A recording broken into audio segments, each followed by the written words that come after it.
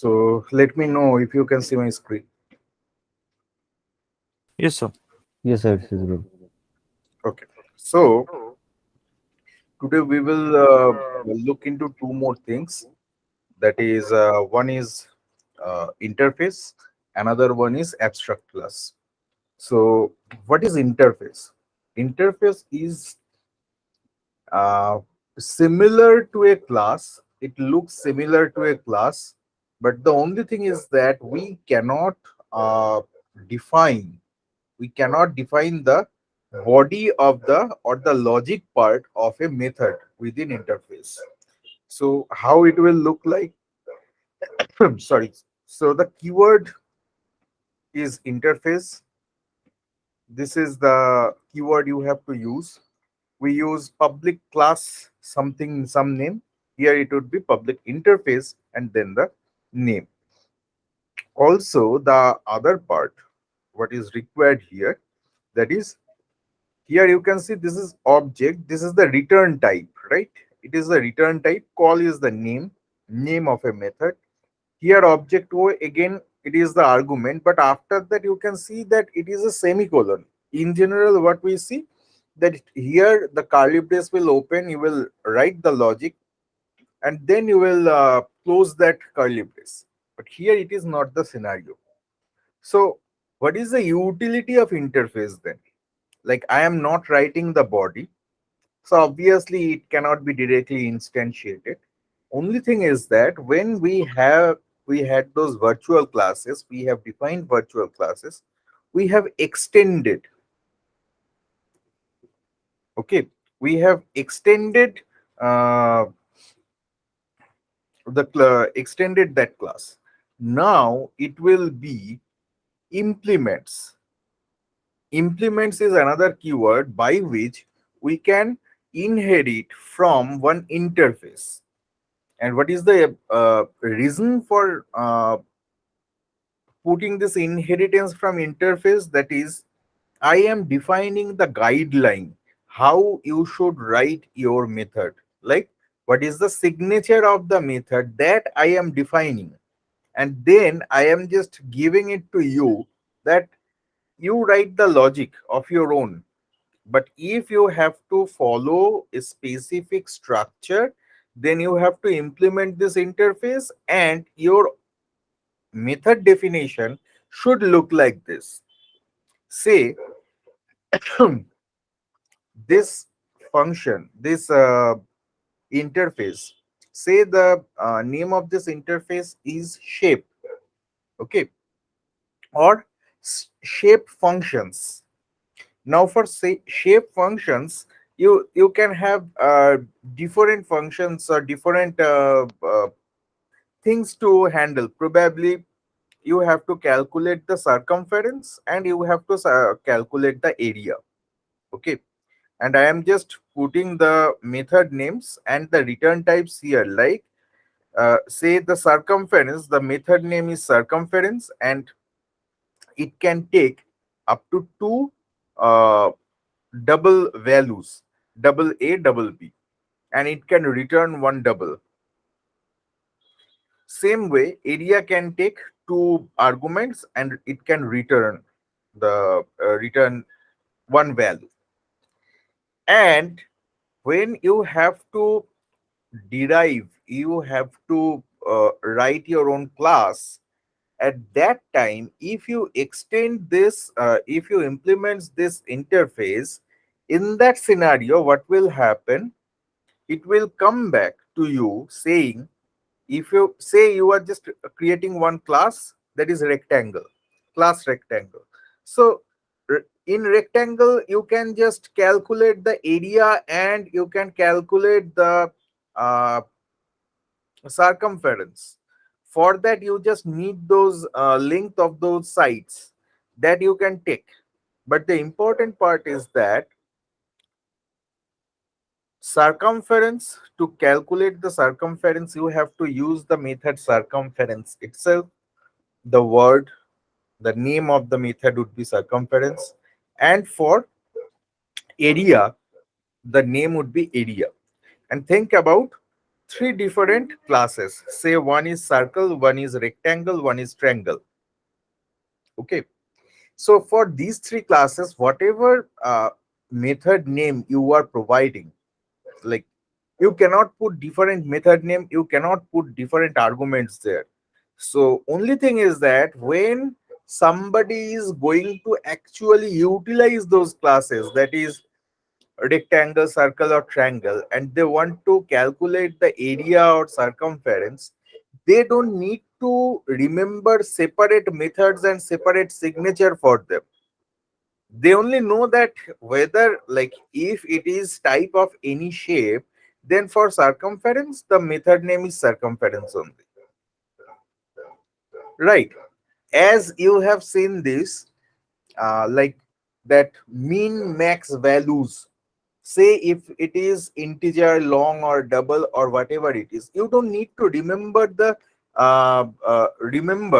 method name to calculate the to find out the minimum value or maximum value, right? You know, whatever it is, whether it is integer, long, or double, if you use two values and put the method name as mean, it will only give you the minimum value.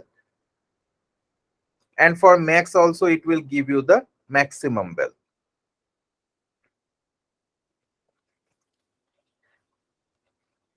So this is little difficult to understand right now for you, like how I can just define one class and then another inner class. So this thing is called inner class. Inner class we can always define.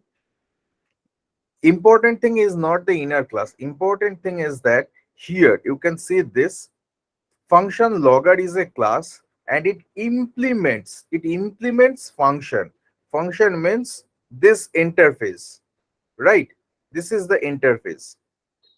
And when within this class, when that function is implemented, like that interface is implemented, you have to define the method. Here you can see that this method has a body, that is public object call object obj, and it is just printing it. There is no different logic, but at least it has that body, and it is returning that object. Here you can see that this was the definition. Now if you want to like, you have used class function logger, you can just define like this, like function logger 1, 2, 3, 4, 5 different classes. Wherever you are defining function logger and it is implementing function, in that scenario you have to define this method body within that class. That is important. Okay. So that is one of the important thing we have to do. Like you can see, this is another class which is implementing function. There also it has written the body, and it is doing something else. Whether if it is instance of is a keyword by which you can check whether that is instance of any class or not. Instance of account, if yes, then it is doing something. Again, another class which is implementing function, there also you can see that it is defining the method that is called. So interface is a nothing but the way to do the definition. Like you can define the things, you can just define the things, define the methods. Like you can just define the signature of the method within the interface, and from where you are inheriting, like wherever you are implementing that interface for any class, you have to define the body of that method, which you have declared in, like you have provided the signature in your interface. So this is interface. And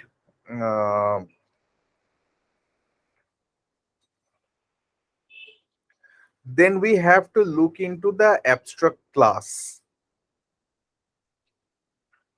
Let's see where it is. This is abstract class. So for abstract class, what we can do, in abstract class, we can have abstract methods. Okay. So abstract method means what I was defining, like a method, I have defined the signature, but I haven't defined the body. Abstract method is simply the same thing within any abstract class. So in any abstract class, it can have the abstract method. Okay. So how I have defined this signature of a method in interface, the same thing if I have to do within a class, then I have to make that class abstract. And abstract class should not be instantiated. Like we should not create instance of abstract class. We should be extending one abstract class, and when I am extending that and another class is using its property, there I should define the body of the abstract method. Okay, so that's how it should work. So then what is the difference? You can ask, like, we had that option to do that using interface, but why we need to do this within abstract class again, and we cannot define object of interface? And here abstract class also, you are saying that it needs to be extended, right?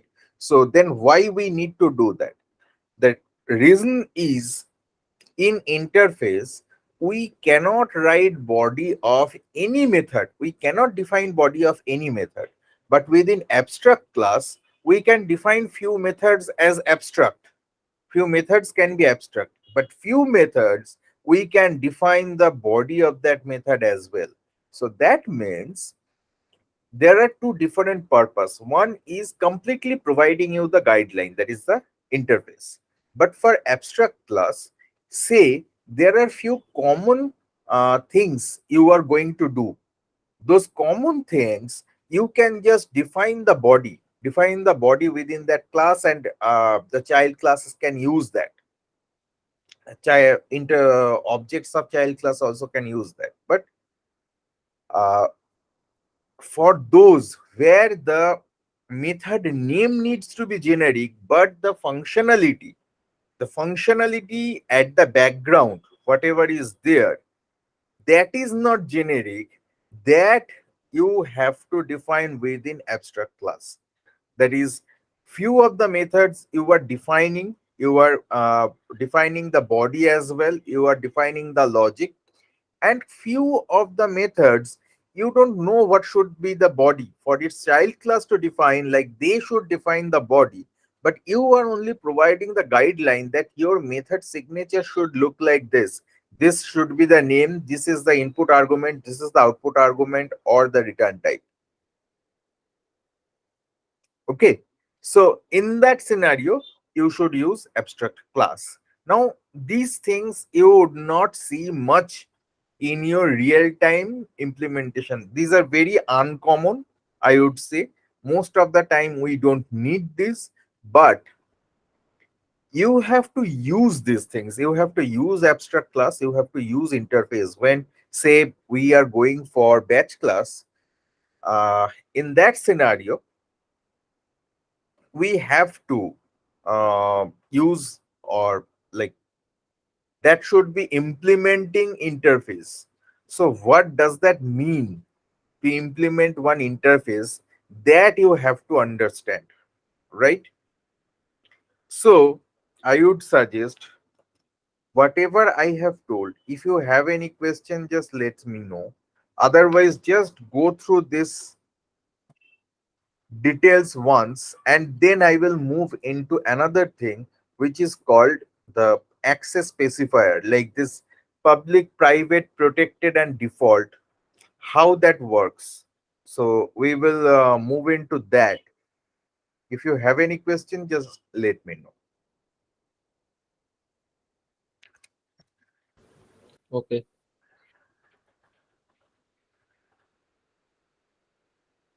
And take 5 minutes and read through it, and then let me know.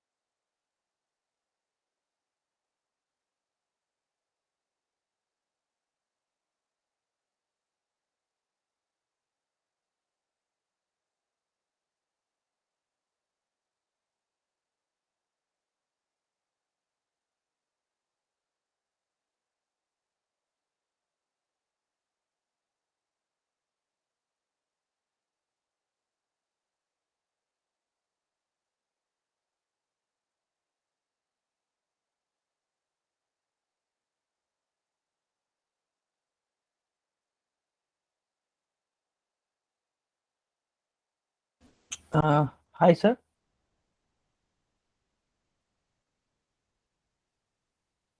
Hello.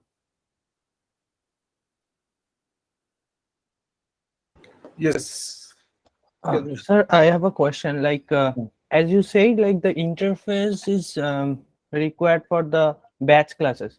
So, sir, when Interfaces are required, not like required. When you have to define a batch class, yeah, there is a specific structure where you have to implement. yes, sir. Like the implement database dot batchable interface. What is the how can I relate with that batch class interface and this interface? Is those the same or I just confused about this Concept one. of concept of interface is same. Okay. Okay. When Hmm. you are defining something as batch class, it Yes. requires to have three specific methods, Methods. Yeah. and that structure, that it should be working like this, that structure and the methods whatever is required, that definition uh, needs to be supported by the interface. That's why you have to implement that interface. Okay. So the start method and the execute method and the finish method should be implemented because of the interface. Go, yeah, Implement go database. to that interface, Hmm. database.batchable, and check in developer.salesforce.com. What is there? Okay.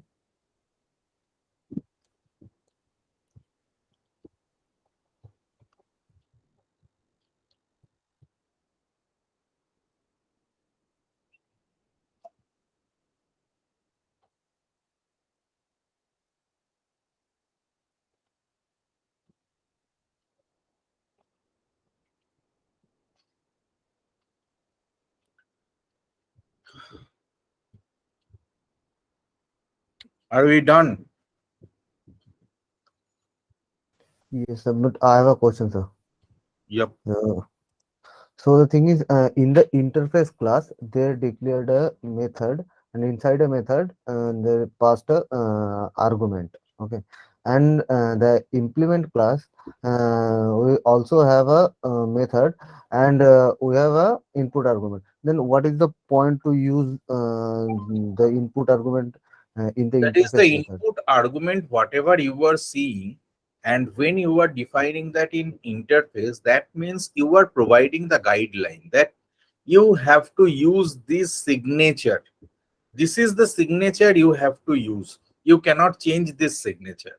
And when Okay, you are using that, like you are defining the body of that method within the implemented class, there you are using the signature and defining the body of your own, but you cannot change the signature of the method.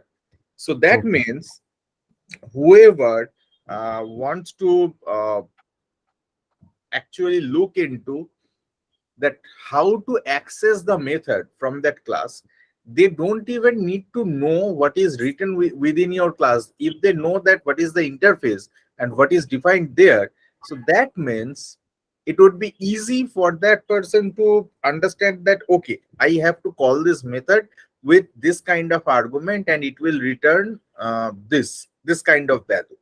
That's it. okay, sir. Got it.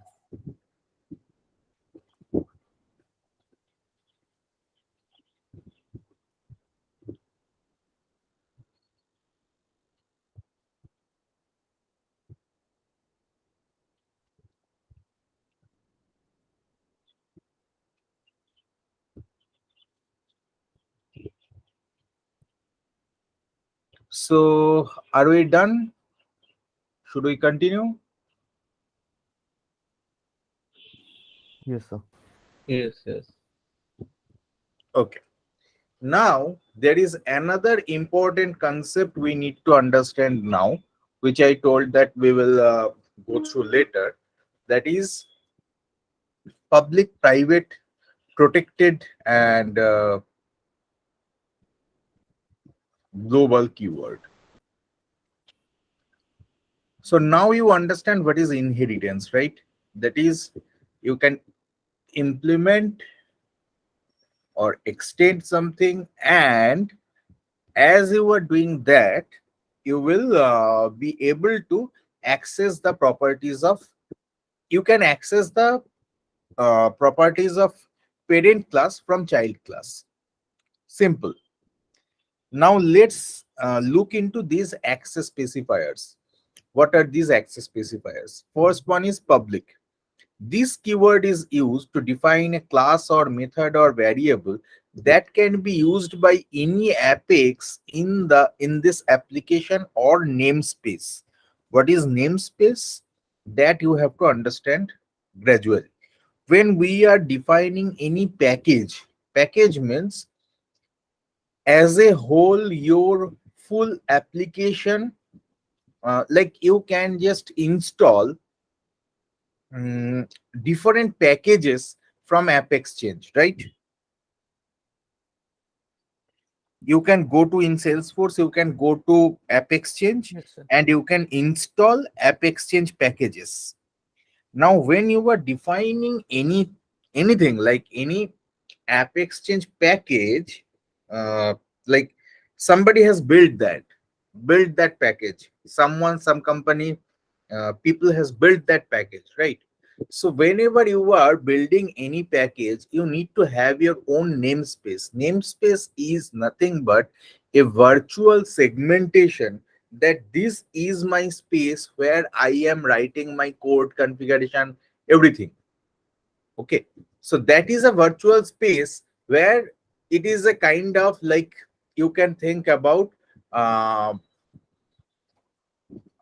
you can just think about a boat within, like, in an ocean. Like in an ocean, you have, you all of you are within that ocean, but there are three, four, five, six boats or ships.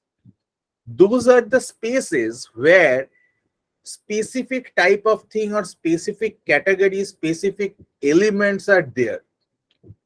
Okay, that thing, you can think about a namespace, that it is a virtual division. And this is the thing, even not virtual, if you are installing a package, that is, then that is a physical division, that this package will use this namespace, and this is the uh, thing that can be utilized within this package only. Okay, so public is just like that. Public means, if you define any package, if you are using any namespace, public means it can be accessed within that package or namespace. Any Apex code can utilize this public one within that namespace. Okay, private is very easy. It can be accessed within that class only, not beyond that class.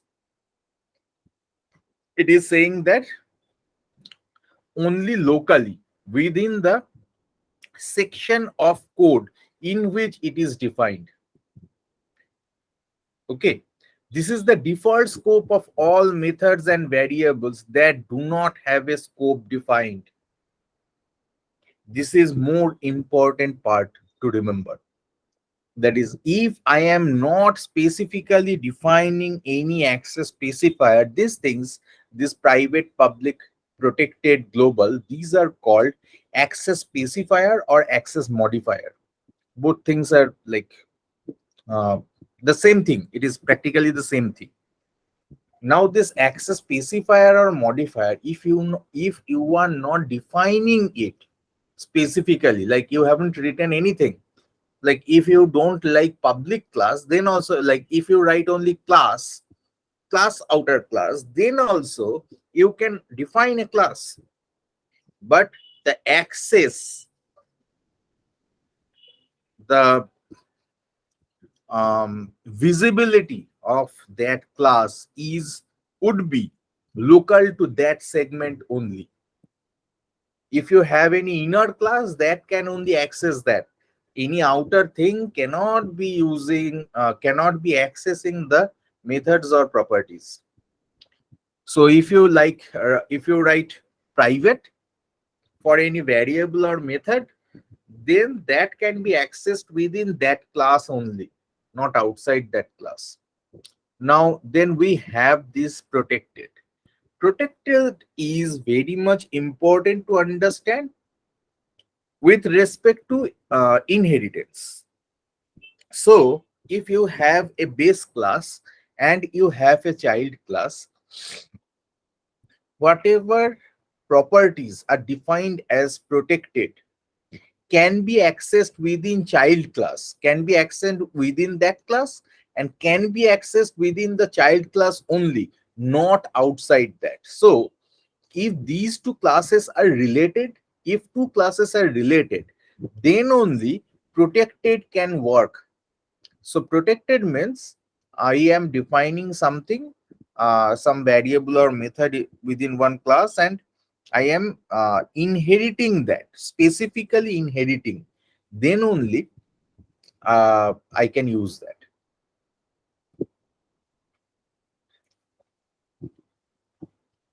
Inner class can also use that. That is fine. Global. Now, global is defines a class, method, or variable that can be used by any apex that has access to that class. That means initially for public, what we have told, that is, that should be within that same namespace, right? Same package or same namespace. When we are saying global, then it is not uh, restricted to that specific that part, like that area of that code.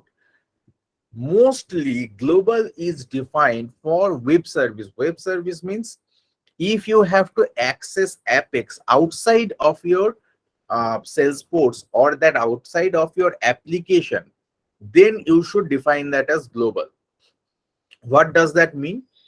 For integration, integration is a concept that one system can access properties or methods of another system. Like say you have a SAP system, okay, SAP system, and that wants to in that needs to be integrated with Salesforce, and from SAP you are going to access some method, okay, of Salesforce for integration purpose. In that situation, the class needs to be a global class, and obviously the method needs to be web service and all. I am not going into that part, but the concept you need to understand. What is the difference between public and global? Public means you can access that anywhere within your package, and say you have a two different boats within ocean. So you can go, if something is public, like uh, deck the deck of a boat can be accessed by everybody, okay. If uh, if I think about the engine room must not be accessed by everybody. Only thing is that in hierarchy, in that boat, whoever are there in hierarchy, the captain of that ship and say the driver and all, these people can access that. You have specific cabins, say those are the private property, so you cannot access. Like if you have that cabin assigned to you, you can access that cabin, the things within that cabin only, not of another cabin. But if you jump from one boat to another boat, then the access specifier needs to be global. If you have to access something from another boat, then whatever you want to access of another boat, that property needs to be defined as global. Is it clear to you? Yes, sir. Okay. Yes. Yes. Another thing is that there are some additional things, like how we should name the things. This is one of the important thing to remember. So I have already provided this link. Just go through this once more, and there are some pictorial representation which are good, I believe. whatever you just go through this once, and then we will come back to another concept, that is static. Static is one of the important thing we need to understand. Okay, so just go through these things. Access specifiers from this link, and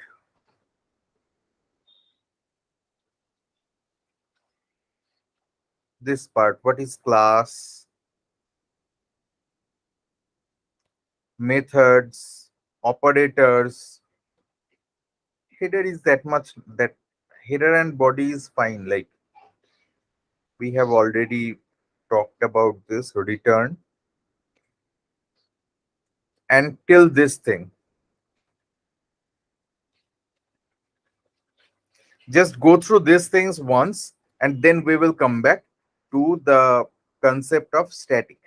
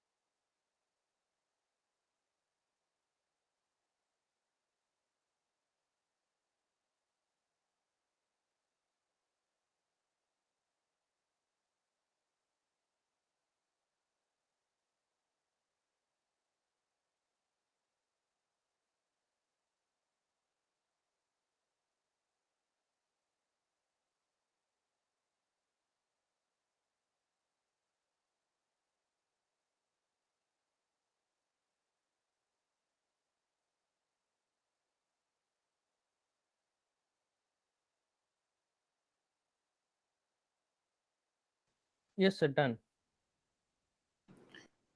Done for all? Sir, one thing, Mhm. the global class. Okay, so let's say I am creating a global class in my A org, then is it possible to call that specific global class from my another org like B org? Is that Yes, that is possible. that is possible? Okay. There, for that you need to use integration. You have to integrate your two orgs to do that calling.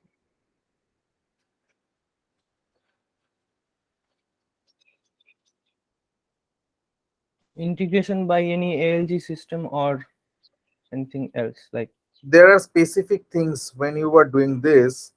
There are specific steps you have to follow. Okay, okay. so that we can discuss if we go through integration. Okay, sure. Okay, that is fine. So for others, is it done? Yes, sir. Yes, it is done. Okay, then let's go to static.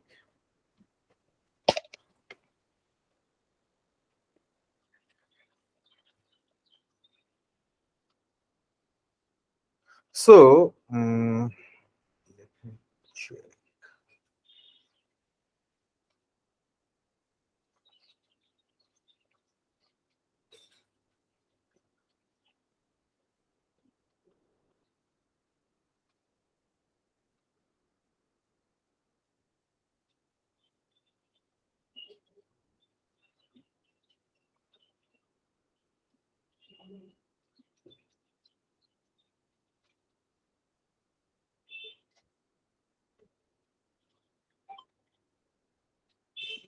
So can you see the whiteboard? No, I believe. Let me. Now I believe you can see the whiteboard. Yes. So when we are writing a class, say this is my class. Okay,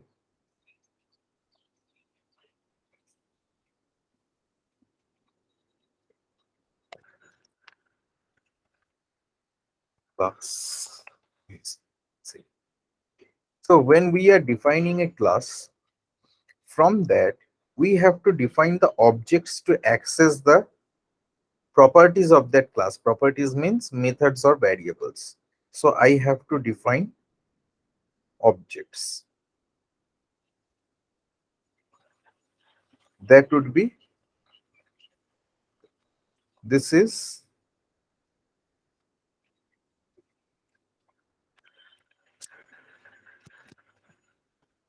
object, say A. This is of type ABC. We can say that ABC A equals to new ABC, right? How we define this? If A is object of ABC, then that should be the way we should define that. Now, whatever properties we have defined here, remember two things. Whatever variables you are defining, let me just define another object.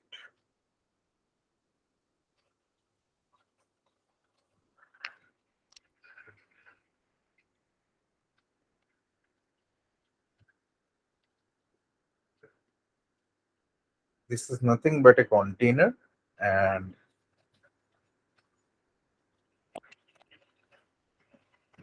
obj b, which is of again type of ABC. Okay, so this one is object A, this one is object B. Sorry, this one is object A, this one is object B, and both are of type ABC. That means I have created this object from this class, right?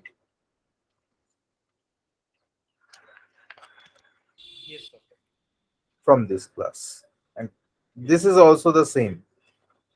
I have used this from this class. Now, The important part is whatever variables I have defined here, say the public variables, there would be separate instance of those variables. Okay. Say I have defined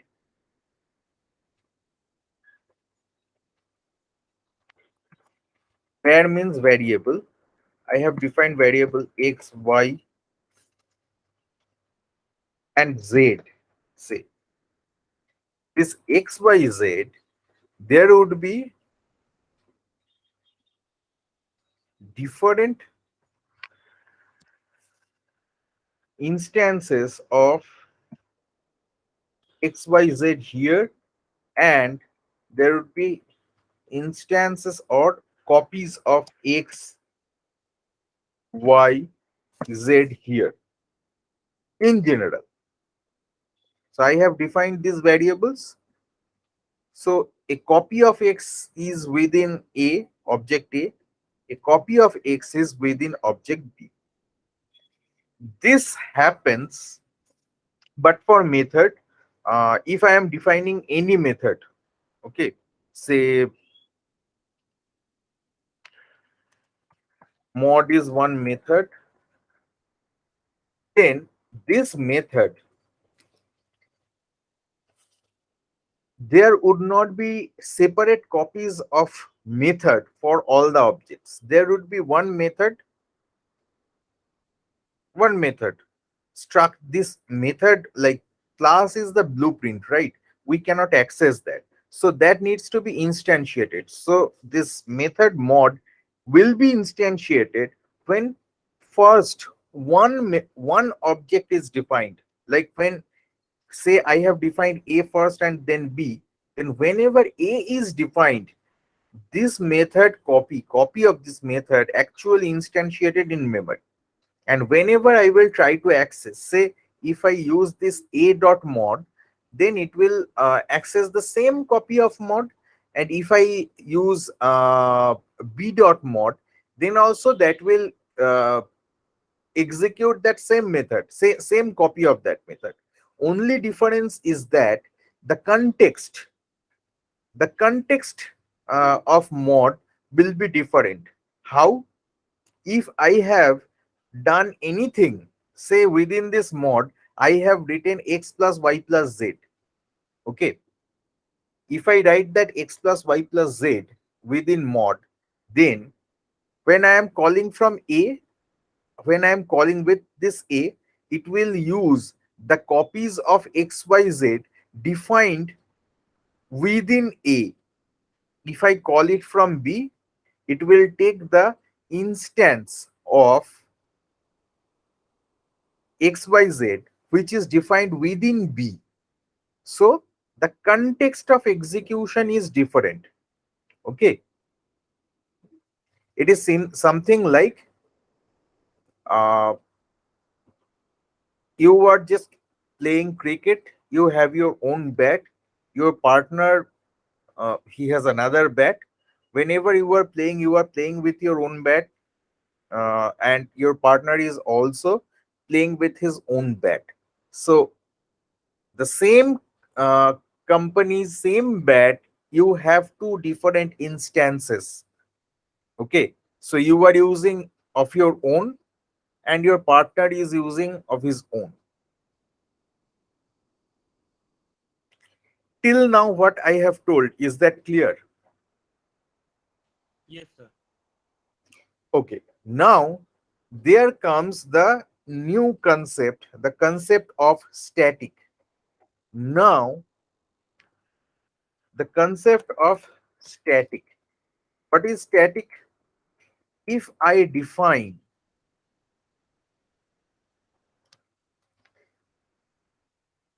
any method as static,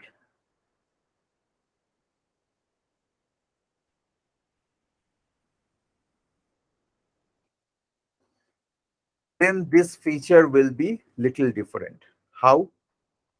Static means when we are defining anything as static, it does not need any instance any separate object instance to be called for. Okay. When I am defining any member of any class as static, it creates, by default, it creates one instance of that class.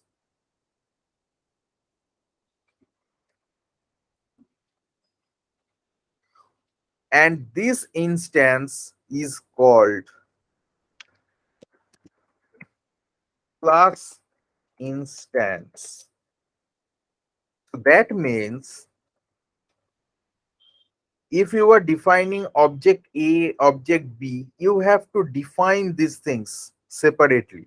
But when you are making something static, it creates a class instance of its own. You don't define this.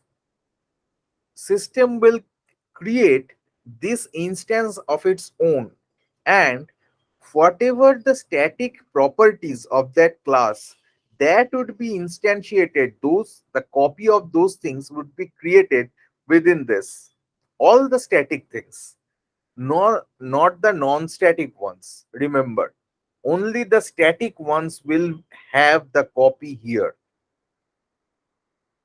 Now you can understand, this is a separate physical space. This is a separate physical space. These are the separate physical spaces, right? Now, if you have to access something from here to there, can you do that? In your basic understanding, you tell me, you have two separate containers. The elements, whatever is static, is there in one container. In another container, you have the uh, non-static things. So can you access one from another?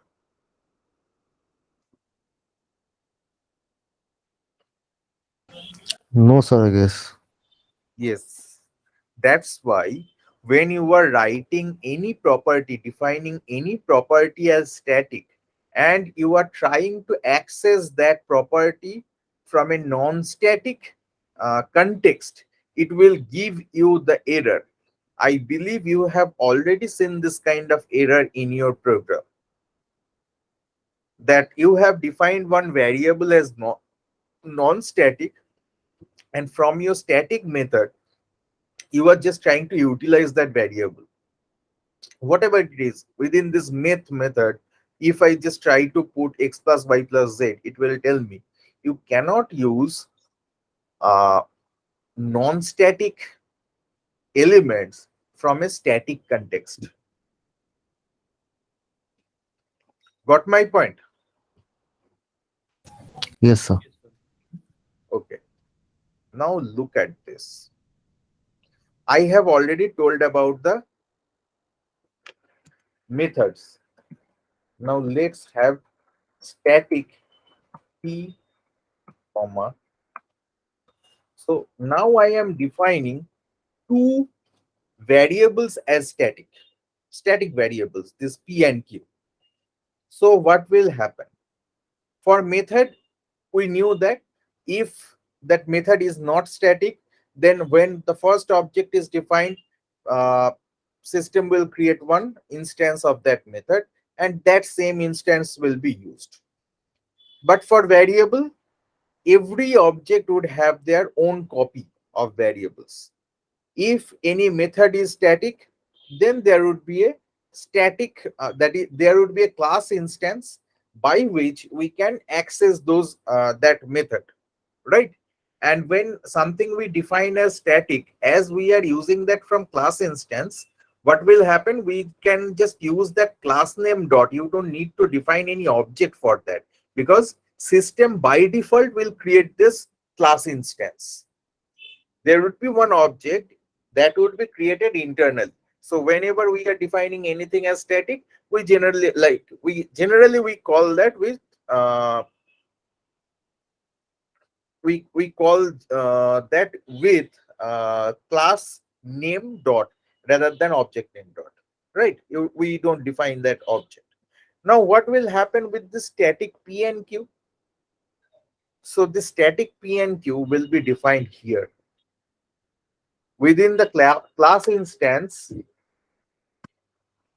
P and Q will be defined the same way like what we have defined. Okay. Now the question is opposite. That is very well. I cannot access non-static things from static context. That is fine. That is not direct. That is the direct access I am trying to do. That cannot be done. I can understand. Now, if I just, but again, this static, these statics are the properties of this class only, right? This class ABC. So if I define any object, object A, can I access the static properties with this object? That is, if I write A dot P or A dot Q, can I access the variables P and Q? Can I access A dot math? If I call that A dot math, can it like would it be able to call that method? The answer is yes.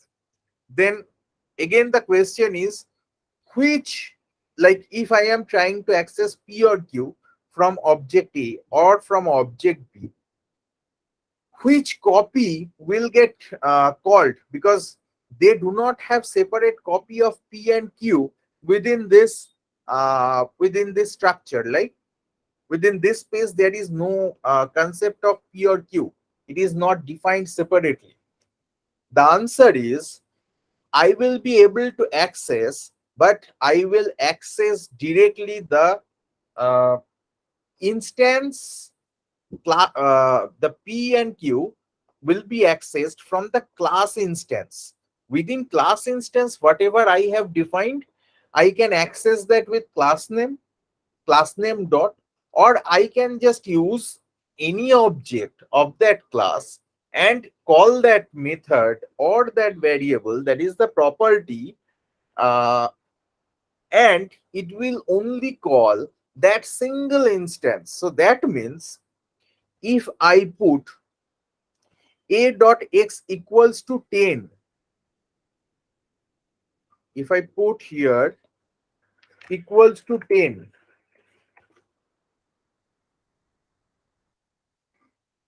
if I write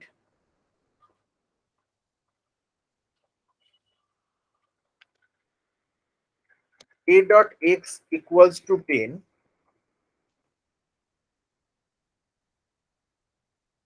a dot y equals to 20,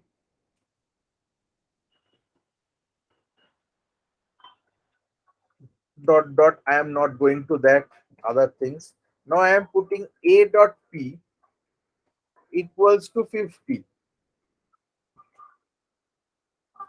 Then what will happen? This x will have the value 10 and this y will have the value 20. But value of p, it will come to here. So this will be 50. But again, if I write x equals to 40, say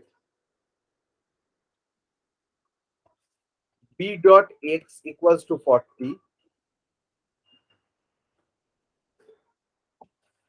p dot y equals to 60, and after that I am saying b dot p equals to 100. Say I am going through this order, like first I have written this, then this, then this, then I'm coming in this order. Then what will happen? This x equals to 10, this y equals to 20. Within b, x equals to 40, y equals to 60. But for this b dot p, what it will do? It will overwrite Now this value would be 100. When I would execute this method, execute this line, if I execute this line, whenever it is executed, it will actually create this. It will override the value of p within the class instance. So that means whatever variables are static, from where whatever object I use, that I access that from, say, I am accessing it from uh, one class instance, or I am accessing it from any object of that class. It will, it as it has only one copy, it will always override that value. So you got the concept clear? What happens when we define something as static? Yes. So actually, what is basically happening here, like in case of non-static thing, each time we are creating an instance, so there is no need to override. But for a static There would concept, not be, no need not, there would not be an override, because that physical copy is different for the variable. yes, and that is created only then. But for the static, it is like already having a container itself. So whatever Right. changes we want to do, we will have to do override. Right. Whenever Yes. we are trying to change any value, it will override the whole thing.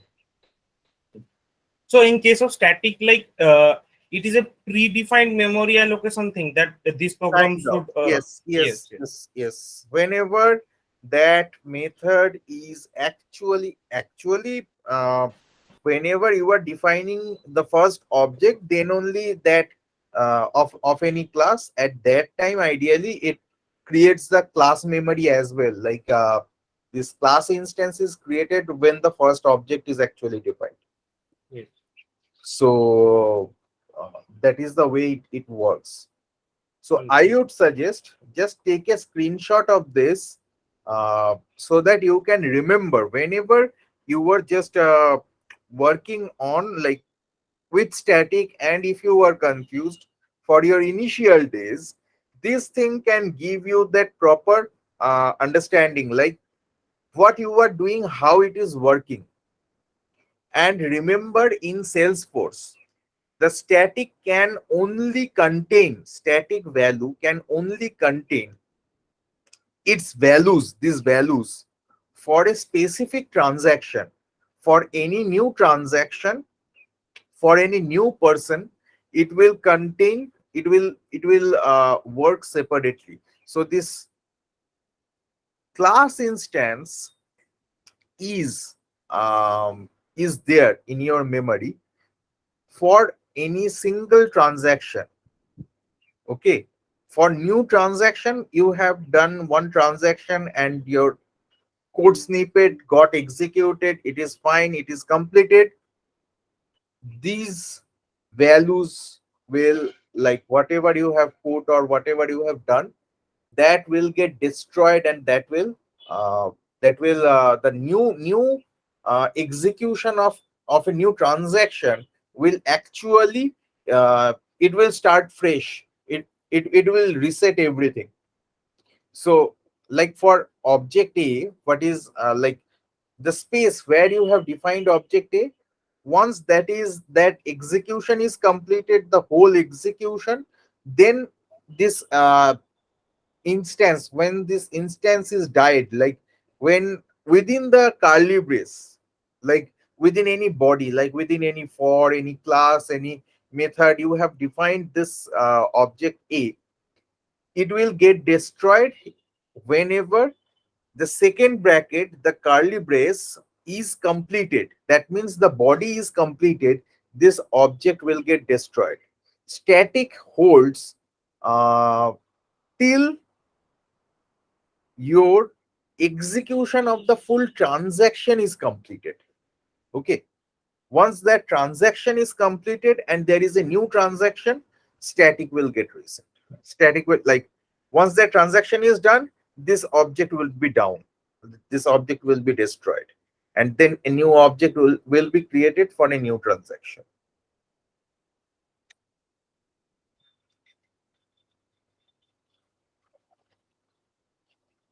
Just give me 1 minute.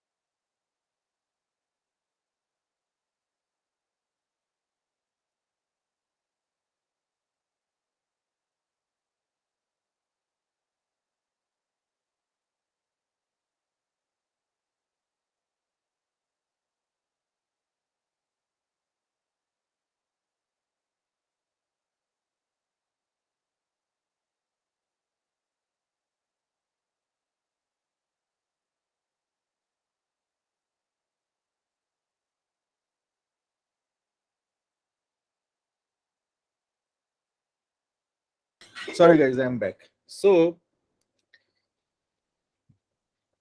you got the concept of static. So we have gone through few of the important things today. All these things are concepts. I just wanted to have this, like, these discussions we could have done earlier, but probably now it will make more sense. Just give me one.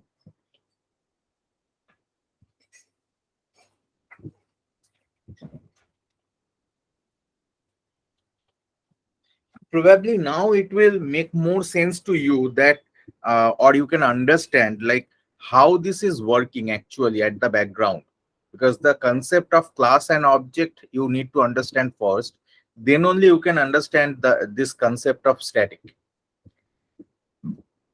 Until and unless you are um, clear about your class and object, you cannot understand this concept of static. Also, for public, protected, global, these access specifier or access modifier, uh, when you are looking into it, to understand that properly you need to understand inheritance as well, and the concept of package as well. Like, what does it mean by within one namespace? That is important. When you will look into different package, you will see that all of them, they are having different namespace. The classes, the other things, whatever is getting installed, getting into your system as part of any installation, you will see that it has specific namespace. So that namespace will define that it is the territory by which, like, it is the space where it is working. It cannot work outside that uh, territory or that space. So what I was thinking, there is another thing I just wanted to discuss today. No, I believe we are good. We can go to batch class next day. So we have completed all these things. I have given you the uh, study materials as well. So just go through these things and just look into, in Trailhead, just look into batch class. Once you look into batch class, next day we will go through batch class, and we will go through how we can write batch class, what are the utilities, what are the different things we can do. There is another thing called scheduler. When we are writing batch, we can schedule it. So that thing we will check next day. And I believe most of the important concepts. Oh yes, another thing I just wanted to tell. So you have accessed objects, right?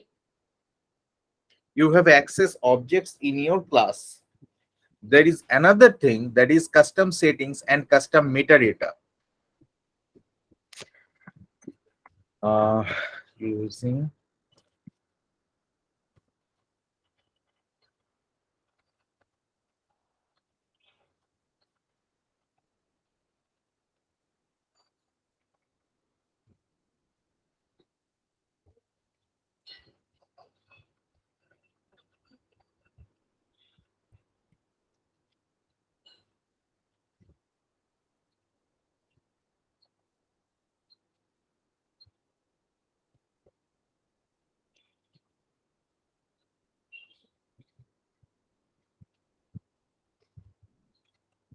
this is another thing. So as we have those objects, there are different some other things as well which we need to use, we need to store, and we need to use within our code most of the time, but we don't need to show that to the end user. So if I am defining any custom object means account contact in Salesforce. These Salesforce objects, these are standard objects. We can define uh, custom Salesforce objects as well of our own, right? So when we define that kind of object, that would be exposed to the end user, like whoever is browsing through Salesforce, they should be able to see that. Again, somebody is knocking my door. Just give me 1 minute.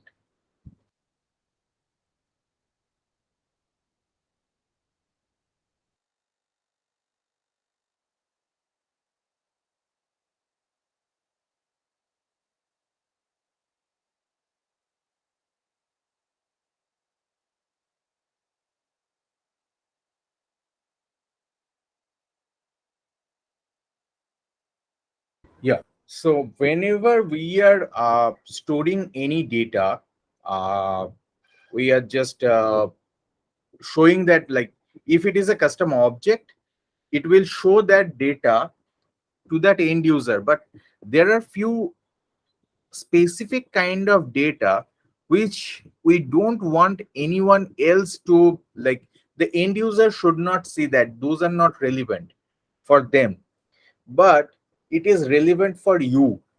It might be relevant for you. Like, say I am just telling you that if that account name is this, and if the contact's email address is this, then do this manipulation, data manipulation.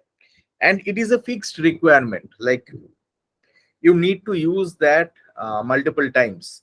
Or say there is a specific, like you have, like we were just discussing batch class that we are going to learn next day.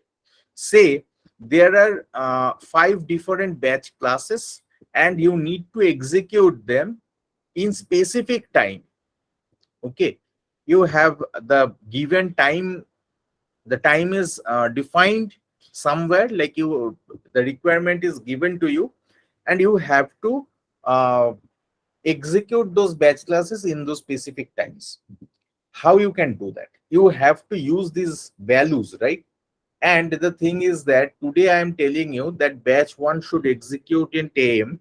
Tomorrow I can tell you that no, just I change it and execute it in 11 a.m. In that scenario, you have to store this value somewhere so that you can access it. And you need to have this configurable so that it should not be within your code. Because if I am changing that value tomorrow, you should not be changing your code because your logic is same. Only there is a static value, some not in terms of static, what we write in Salesforce, Apex. Static means a stagnant value that I need to change anytime.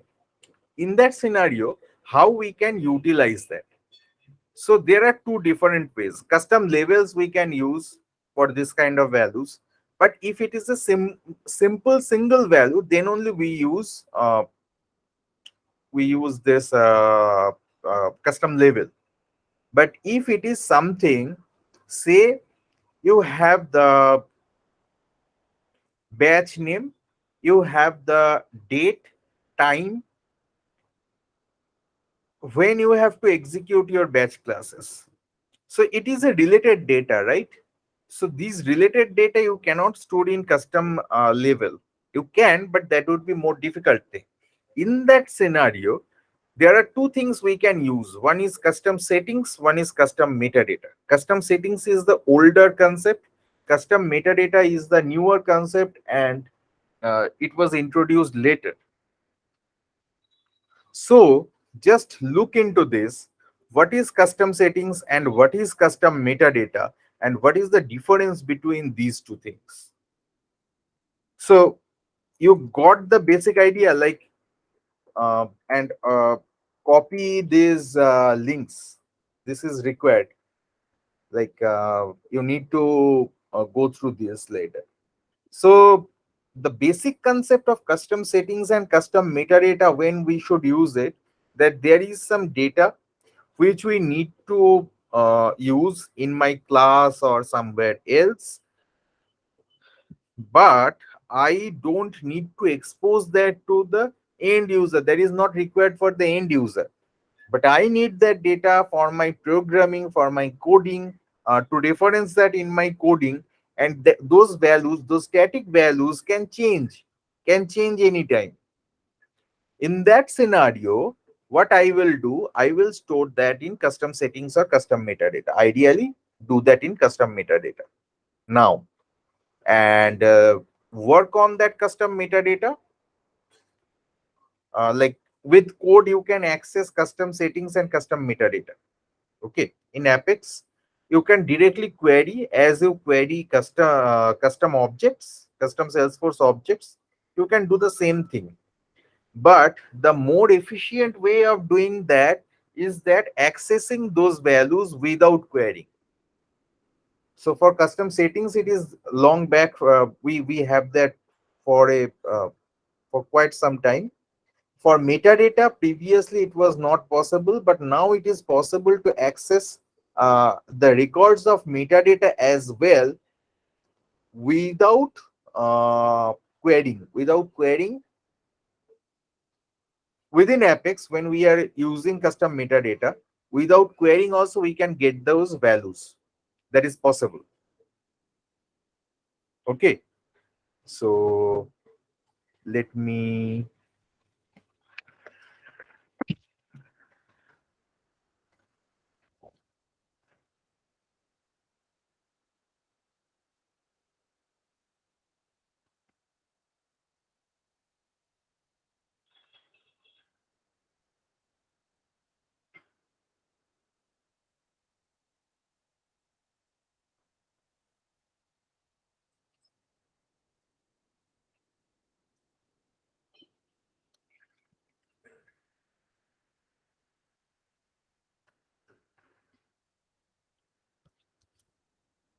This is the way.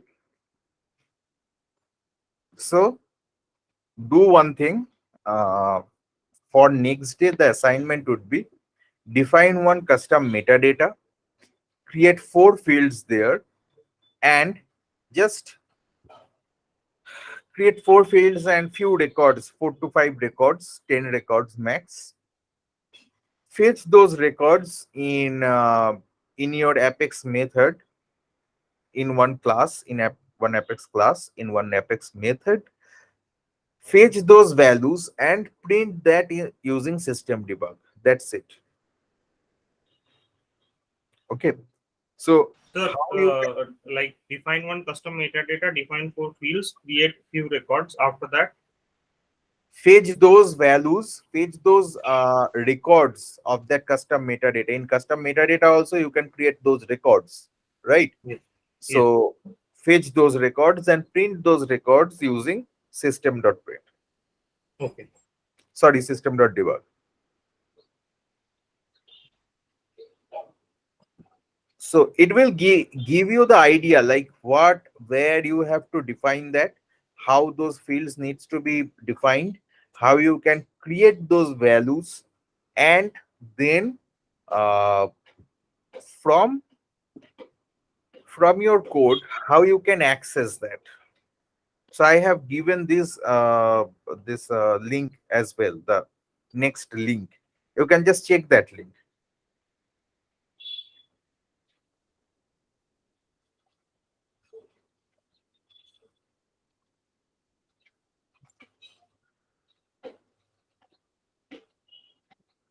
Clear? Fine. Yes, sir. Okay, so let's do that then. Let's close this call for today, and uh, this would be the. So I have a question. Can I ask you? Yep. So, like, can we use setter and getter method inside a child class? Setter and getter within child class. I cannot remember right now. I have to look into that. Okay, sir. I Most of the time we don't need to use setter and getter nowadays. Okay, sir. Actually, I've used the setter and getter method in a separate class, but I haven't used in a child class, so that's why I'm asking. Where you have utilized it, like where it I was. mean, just for just for practicing myself. That's Okay. In like setter getters, we don't use much in Salesforce nowadays. We most of the time we don't need that.